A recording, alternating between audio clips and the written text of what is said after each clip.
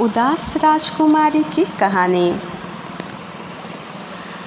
सुनहरा नगर एक ऐसा राज्य जो अपनी सुंदरता, शांति और समृद्धि के लिए दूर दूर तक प्रसिद्ध था। आसमान यहाँ नीला और बादल रुई जैसे होते थे। हवाएं मधुर संगीत की तरह बहती और हर गली में फूलों की महक तैरती थी। इस राज्य की राजकुमारी थी अमायरा, सुंदर, समझदार और सजीव, लेकिन उदास। बचपन में वो सबसे ज़्यादा हंसती थी, लेकिन अब न मुस्कान, न खेल, न उल्लास था। राजा आदित्य सिंह और रानी वसुधा देवी अपनी एकलौती बेटी की उदासी से चिंतित थे।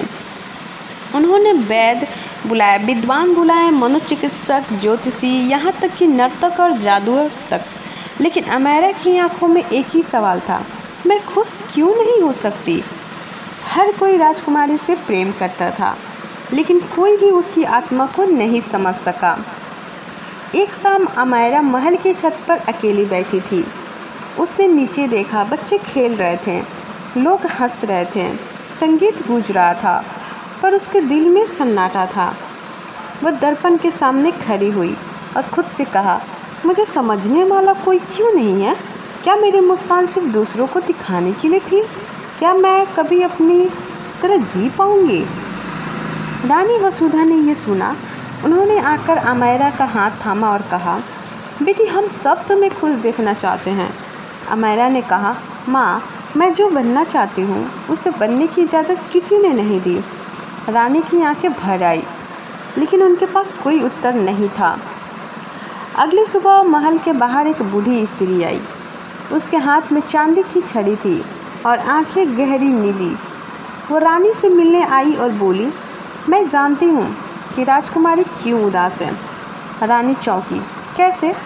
वो बोली, राजकुमारी का दिल कोई दावा नहीं, केवल एक विशेष परी ही ठीक कर सकती है। प्रियलता, जो इंद्रलोक में रहती है, वो मन के गहरे दुख को समझ सकती है। राजा ने तुरंत सैनिकों को भेजा। 7 वीर सैनिक इंद्रलोक की ओर रवाना हुए। रास्ता कठिन था, पहाड़, नदी, जंगल और फिर स्वर्ग की ओर एक दिव्य द्वार। उधर अमायरा को परी के बारे में बताया गया। पहली बार उसके चेहरे पर आशा की हल्की सी झलक दिखी। 7 दिन बीत चुके थे। 8वें दिन आकाश में तेज प्रकाश फैला। महल की छत पर सफ़ेद प्रकाश से ढकी एक आकृति धीरे धीरे उतर रही थी। सभी ने देखा, वो कोई आम स्त्री नहीं थी, बल्कि एक चमचमाते पंखों वाली परी थी, सुंदर, शांत और आंखों में समझदारी की चमक। उसका नाम था प्रियलता।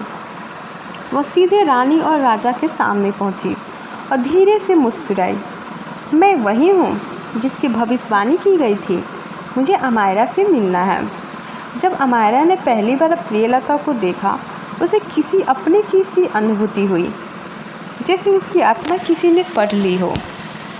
प्रियलता ने नज़दीक जाकर कहा, तुम्हारी उदासी एक शून्य नहीं है, वो तुम्हारी सच्चाई है। चलो उसे समझते हैं। प्रियलता ने अमायरा को अपनी जादुई छड़ी से छुआ। एक ही पल में वो दोनों समय और स्थान के पार एक अद्भुत दुनिया में पहुँचे। मन की गहराई, जहाँ न कोई दूसरा था, न समय, बस अमायरा की यादें। यहाँ अमायरा को उसके बचपन के दृश्य दिखाए गए, जब वो नाचती थी, पेड़ों पर चढ़ती थी, गिलहरियों से बातें करती थी, और सबसे प्यारा दृश्य, माँ की गोद में सोई छोटी अमायरा की मुस्कुराहट। फिर धीरे धीरे दृश्य बदलने लगे। एक छोटी लड़की पर बंधन लगाए जा रहे थे। उसने कहा गया, राजकुमारी ऐसा नहीं बोलती, मुस्कान दिखाओ, रो मत, शांत रहो। हर बात उसके दिल में एक कांटा बनकर चुभता रहा। अमायरा की आंखों से आंसू बह निकले। प्रियलता ने कहा, तुम्हें तुम्हारा दर्द इसलिए मिला ताकि तुम खुद को पहचान सको। जब तुम अपनी उदासी को समझोगी, तभी तुम सच्ची खुशी तक पहुंचोगी। प्रियलता ने एक सुंदर चमकदार आईना अमायरा को दिया। यह साधारण आईना नहीं था, बल्कि मन दर्पण था, जो आत्मा का असली चेहरा दिखाता था। जैसे ही अमायरा ने उसमें देखा, उसे खुद से सवाल पूछते हुए अपनी ही छवि दिखी। क्या मैं सिर्फ दूसरों की इच्छाओं के लिए जी रही हूँ? क्या मुझे खुद से प्रेम है? क्या मुझे अपनी आवाज़ सुनाई देती है? आईने ने उसकी छवि धीरे धीरे बदलती रही। कभी रोती, कभी गुस्से में, कभी शांति में।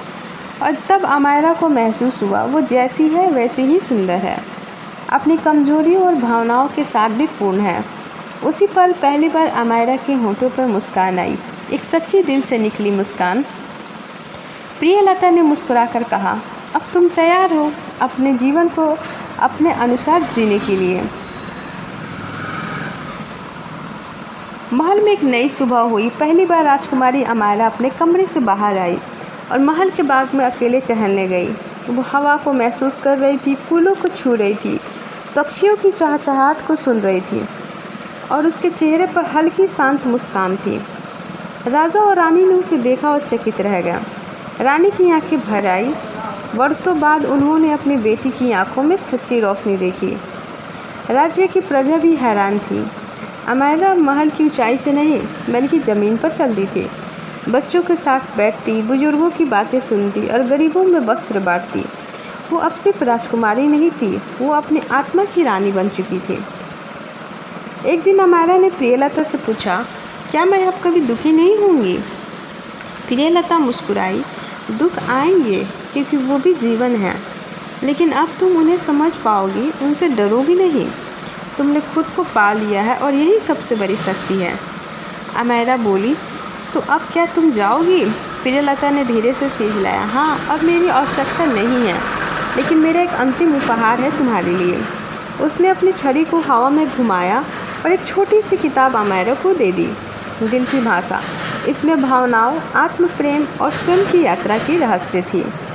उस शाम जब पूरा महल सूरज की आखिरी किरण में नहाया हुआ था, प्रियलता धीरे धीरे आसमान की ओर उड़ने लगी। अमायरा की आंखें नम थी, लेकिन वो मुस्कुरा रही थी और उसने ज़ोर से कहा, तुमने मुझे मेरी भीतर की परी से मिलवाया है, अब मैं अपनी कहानी खुद लिखूंगी।